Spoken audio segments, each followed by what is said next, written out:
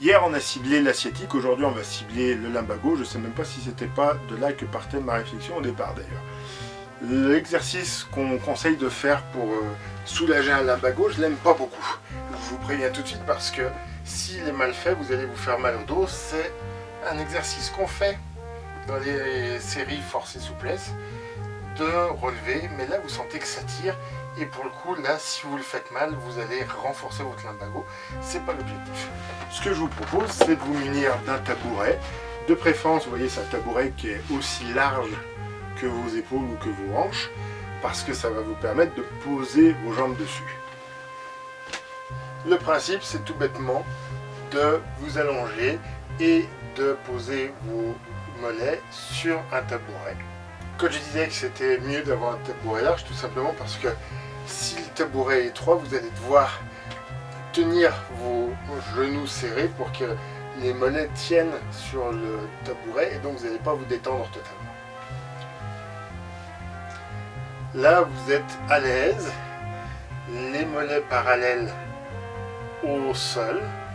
Vous pouvez le faire sur un lit ou vous le faites directement par terre. Et vous allez rester 10 minutes dans cette position. L'objectif là c'est vraiment de vous détendre.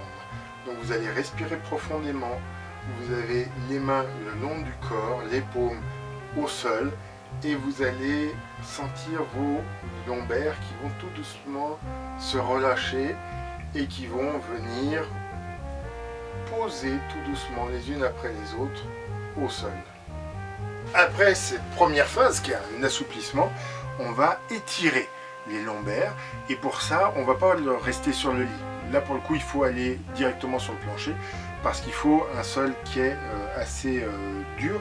Sur le matelas, le sol mou va amortir un petit peu. Et le principe est tout simple, vous vous allongez contre un mur, donc là il faut un mur et il faut un mur plat, vide avec suffisamment d'espace devant pour vous allonger.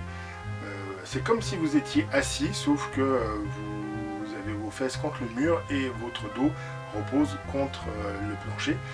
Et vous allez vraiment mettre les fesses le plus près possible du mur, relever les jambes au-dessus et étirer le plus possible vos jambes. Vous devez avoir les jambes droites et les pieds flex, comme on dit, c'est-à-dire avoir les pieds qui reviennent vers vous, pas dans le prolongement de vos jambes. Et là pareil, vous allez rester 10 minutes et là vous allez voir que 10 minutes c'est très long. Et en général au bout de 4-5 minutes on en a vraiment marre. Et au bout des 10 minutes, quand vous relâchez, vous n'allez pas vous relever tout de suite parce que ça a vraiment tiré.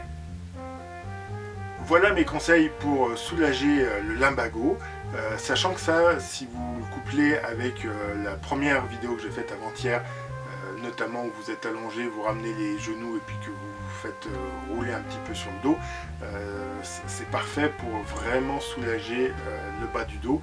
C'est ce qu'il y a de mieux, beaucoup mieux que l'exercice que j'ai évoqué au tout début de cette vidéo, que j'aime pas. On le fait dans le programme Force et Souplesse pour un but bien précis, mais le faire juste pour se soulager de mal de dos, non.